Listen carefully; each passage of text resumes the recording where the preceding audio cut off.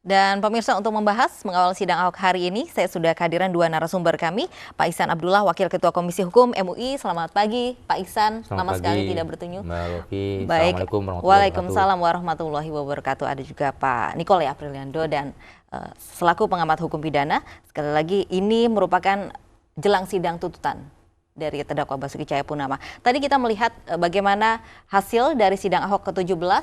Mungkin Pak Ihsan terlebih dahulu berkomentar dengan hasil sidang yang kemarin sempat menampilkan beberapa video juga dari Gus Dur, begitu video pidato Ahok, wawancara dengan beberapa media. Ada juga, Anda melihatnya ada kesengajaan karena tadi ada kutipan dari Ahok sendiri mengutarakan bahwa memang dia mengakui dia berpidato di Kepulauan Seribu. Ada tidak Anda melihat ada kesengajaan dia mengait-ngaitkan pidato tersebut dengan kampanye pada saat di Bangka Belitung, Pak Ihsan? Iya, inilah yang di dalam agama kita disebut sebagai kekuasaan Allah ya. Kekuasaan Allah itu sangat besar ya, azza wa jalla, berkuasa dan apapun kehendaknya. Nah ini. Apa buktinya? Dalam bahasa lain boleh dikatakan dengan blessing ya. Blessing in disguise. Apa buktinya? Bahwa pengacara terdakwa Pak Ahok itu kan menyampaikan alat bukti berupa rekaman video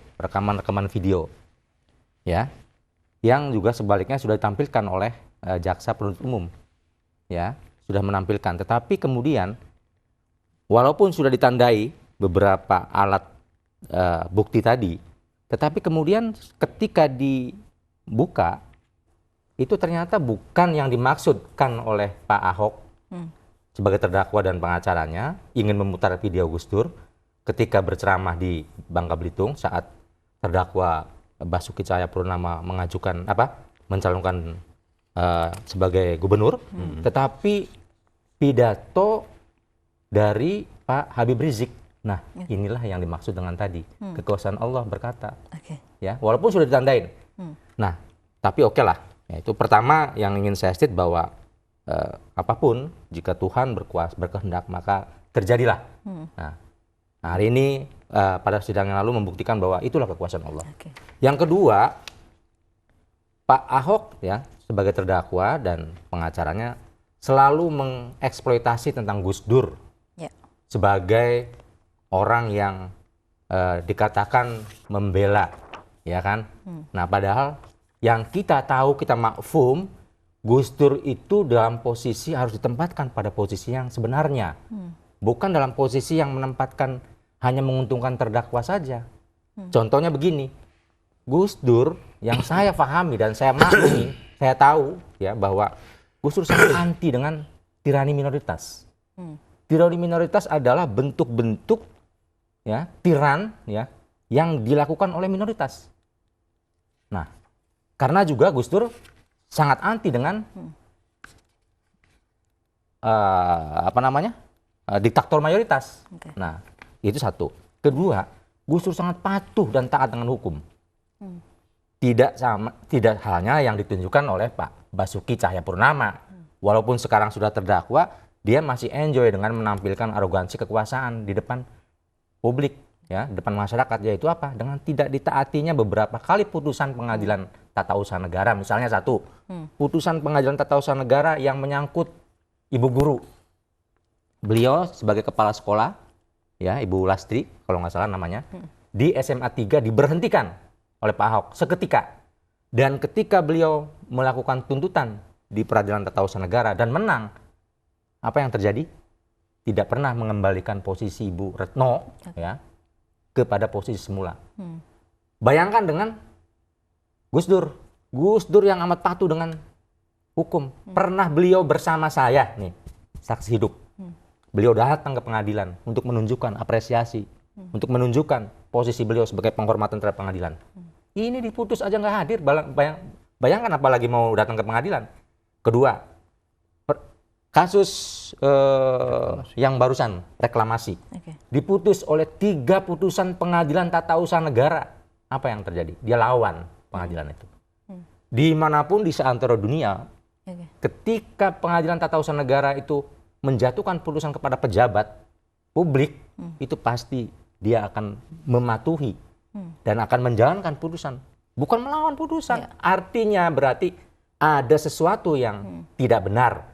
Nah, karena pejabat publik itu dalam melaksanakan kegiatan keputusannya harus berdasarkan due diligence and care. Artinya berdasarkan prinsip kehati-hatian, prinsip tanggung jawab, ya, prinsip azas pemerintahan hukum yang baik. Nah, ini sudah dibuktikan oleh pengadilan. Anda keliru, putusan reklamasi itu tetap jalan. Dan satu lagi, Gus Dur sangat amat sayang dengan yang namanya nelayan. Oleh karena di zaman beliau menjadi presiden, ada yang namanya Dirjen Kelautan. Yang kemudian ditingkatkan menjadi Menteri Kelautan di zaman Pak Sarwono. Zaman Gus Dur. Diangkatlah Pak Sarwono sebagai Menteri Kelautan. Ini membuktikan bahwa Gus Dur sangat amat cinta dengan nelayan. Untuk memberikan kesejahteraan nelayan, bagaimana laut itu ditata dengan baik untuk bisa memberikan jaminan penghidupan bagi nelayan. Dan satu lagi, tidak pernah yang namanya Gus Dur menganjurkan atau pro dengan namanya penggusuran. Kita catat ada 360 kasus penggusuran yang dilakukan oleh Pak Ahok. Ini yang menyebabkan saya katakan tadi bahwa tidak tepat kalau Gus Dur itu ditampilkan sebagai satu sosok yang membela Ahok, ya, sebagai terdakwa. Lebih tepat kalau justru sebaliknya, bahwa Pak Ahok sangat antagonis dengan sifat-sifat kepribadian Gus Dur. Dan tentu saja kami sampaikan ini karena kami mengetahui bagaimana sejatinya seorang Gus Dur. Oleh karenanya wajar kalau kemudian ketika ditampilkan, nah itu bukannya pidato Gus Dur, tetapi pidatonya Habib Rizik yang menyampaikan bahwa sesama Muslim tidak boleh memilih pemimpin di luar Muslim, kan begitu pidatonya. Nah, ini jadi itu mungkin Gus Dur tidak terima di akhirat sana, ya, dieksploitasi untuk memberikan legitimasi bagi Pak Ahok ini. Saya kira itu yang ingin saya sampaikan pada sesi persidangan yang lalu.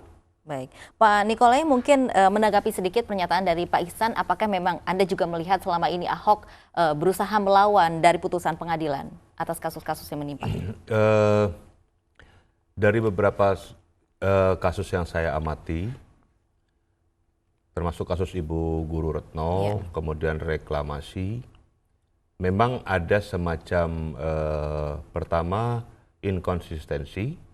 Yang kedua, memang ada semacam satu karakter bahwa dia tidak ambil pusing atau tidak peduli dengan putusan hukum atau putusan pengadilan. Meskipun putusan hukum atau putusan pengadilan itu mengikat. Nah, ini yang sangat disayangkan. Dan yang ketiga yang perlu saya sampaikan bahwa karakter pemimpin seperti ini akan menimbulkan satu kepemimpinan yang otoritarian.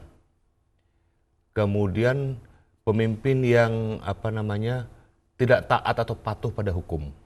Ini sangat berbahaya bagi kelangsungan penegakan hukum, kelangsungan kehidupan berbangsa dan bernegara.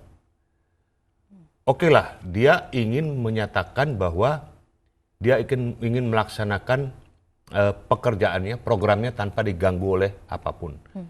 Tetapi patut kita ingat bahwa dalam kehidupan berbangsa dan bernegara kita diatur. Kita tidak bisa seenaknya, tidak bisa sebebas-bebasnya. Jadi kita diatur oleh yang namanya hukum, norma, dan etika dalam kehidupan berbangsa dan bernegara kita. Supaya tidak terjadi semacam benturan-benturan. Ibarat kita di jalan ada lampu merah. Kita diatur dalam berlalu lintas itu ada lampu merah. Kalau kita nerobos lampu merah itu akan terjadi kecelakaan atau tabrakan. Nah, ini sangat berbahaya bagi kehidupan bangsa dan negara kita. Sehingga sebaiknya sebagai seorang pemimpin, dia harus betul-betul mentaati akan hukum, norma, dan etika yang berlaku. Karena negara kita dikatakan sebagai negara hukum. Kita bukan negara suka-suka kita, tapi negara hukum. Jadi segala sesuatu itu berlandaskan pada asas hukum yang ada. Saya kira itu awal untuk komentar saya terhadap apa yang disampaikan oleh Pak Ihsan. Baik, dan apakah memang Anda melihat dari kasus penistaan agama ini begitu ada upaya-upaya yang dilakukan dari kuasa hukum Ahok ataupun memang terdakwa dari Ahok sendiri untuk berusaha melawan untuk nantinya akan ada putusan pengadilan begitu? Pak Iksan mungkin bisa menjawab. Oh iya, kalau putusan ini kan nanti kita bisa lihat pada hari ini. Apakah jaksa nanti tetap melangsungkan tuntutannya yang kita harapkan hari ini kan rekusitor. Ya, rekusitor adalah tuntutan kepada terdakwa atas dakwaannya. Ya, dengan pasal 156A, alternatifnya adalah 156. Nah, pada hari ini apabila jaksa memang dia adalah wujud dari criminal justice system sebagai wakil dari negara, maka selayaknya hari ini tidak ada yang namanya tunda. Harus dijalankan yang namanya rekusitor atau penuntutan. Nah, apakah jaksa berani menuntut dengan hukuman maksimal, tuntutan maksimal maksudnya, tuntutan maksimal di dalam pasal 156A adalah 5 tahun maksimal hukuman penjara. Nah, dan alternatifnya 156 adalah 4 tahun hukuman penjara. Di dalam jurisprudensi tidak pernah satu pun ya, yang lolos dari tuntutan pidana. Nah, nanti apabila memang jaksa hari ini berani ya, dan harusnya memang berani karena dia ada wakil masyarakat dalam criminal justice system, maka akan dituntut maksimal yaitu 5 tahun penjara dan 4 tahun penjara. Nah, kalau nanti ternyata tuntutan jaksa itu terbukti, dakwaan jaksa terbukti ya, dan hakim memvonis dengan hukuman maksimal misalnya 4 tahun. Nah, kemudian pertanyaan Mbak Lovi tadi, apakah nanti Pak Ahok melawan? Melawan boleh, tapi dengan cara yang diberikan oleh undang-undang. Ada forumnya yang namanya banding. Itulah bentuk perlawanan. Jadi tidak perlu melawan dengan cara yang sudah-sudah Pak Basuki ini ya, memberikan statement seolah-olah ada arogansi, melawan dan seterusnya. Tetapi cukup bahwa beliau diberikan hak untuk mengajukan yang namanya banding. Itu forumnya. Nah, itu saya kira sebagai pejabat publik harus dalam koridor itu. Tidak boleh pejabat publik ini membuat statement-statement yang seakan-akan ini meruntuhkan putusan peradilan yang sudah memang demikian, kan begitu. Baik, nanti saya akan tanyakan kepada Bang Nik begitu atas pidato dari pernyataan dari Gus Dur kemarin yang sempat mengatakan bahwa politik tidak ada urusannya dengan agama. Apakah itu bisa mungkin membantu dari terdakwa Ahok? Namun usai jeda, pemirsa Breaking News masih akan kembali usai jeda.